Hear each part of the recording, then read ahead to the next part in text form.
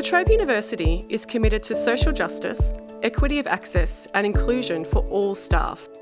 We recognise the benefits of a diverse workforce and acknowledge that a person's identity is complex and their experience unique. One of our most important priorities is to achieve gender equality in all our operations and to identify and remove barriers to the full participation of women and gender diverse staff. We recognise that caring responsibilities can severely interrupt, delay or otherwise constrain academic careers. In 2018, the Tracey Banivanua Fellowship was developed to support academic staff who have had career interruptions due to intense periods of caregiving.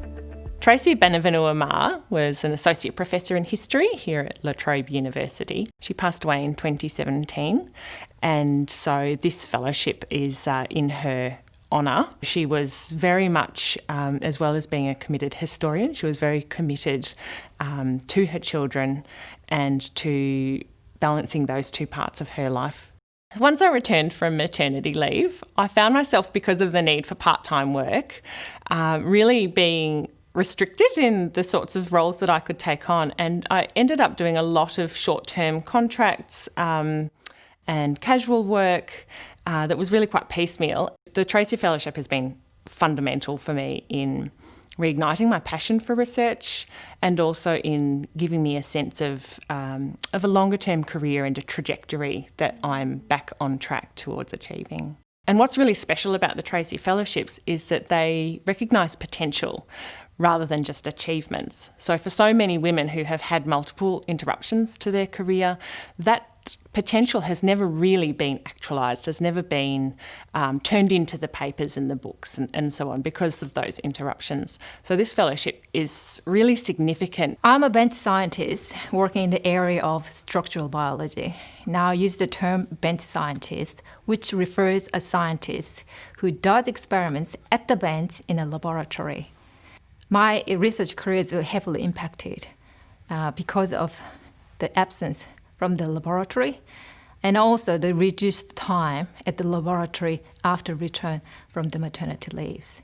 During the tenure of this fellowship, I also had my first PhD student graduated under my supervision as a primary supervisor. So that was a great achievement and I was very happy with this outcome. So my own research career has always been conducted in the context of caring for my 3 children from my PhD onwards. So that's really meant that most of my research has been part-time, on a part-time basis. So being a part-time researcher means that everything happens a little bit more slowly. It can be a bit harder to access some of the hallmarks of a successful research career, such as being on competitive grants, building a successful CV and track record, getting access to supervising high degree research students and just building up those partnerships and collaborations nationally and internationally that we know are really key for a successful research career. Sometimes those opportunities are a bit harder to develop and come by as a part-time researcher. So ultimately it means that it's hard to show that you're competitive when you're up against people who have been busy on a full-time basis for their research careers. Also, having caring responsibilities for 3 children who were very young when I started my PhD, I didn't want to work more than my work hours. I didn't want to work overtime. I didn't want to work weekends or evenings. So I was really strict about curtailing my work time to my working hours only. So that meant, again, that things were a little bit more slow for me because we have an expectation in research that people might be available to work very long hours, but I was not willing to do that. The Tracey Fellowship has been a really wonderful way for me to feel like the university has my back, that the university is willing to invest in me, to support research excellence of me and my team and all the work that we do. So the TBM Fellowship was a real game changer for me. At the point when I got it, really, my research career wasn't looking great. I was doing very little research actually in that year before I had the fellowship. I was mostly working clinically as a clinical neuropsychologist. And without the fellowship, really, I don't think I would have been working at La Trobe for much longer. So since starting the fellowship last year, I've published 5 new papers. I've also been successful working with a group of collaborators outside La Trobe University. We were successful in getting a $5 million MRFF grant to improve outcomes for brain cancer survivors, and so I'm working on cognitive interventions in that space. A good proportion of my research involves field work, so I spend a lot of time away from home, in the bush, quite isolated places sometimes. And so with 2 small children has meant that I haven't been able to undertake the amount of field work that I'd like to do and need to do. When my children were very little, I breastfed them for the first 12 months. So that meant that I couldn't go away without them.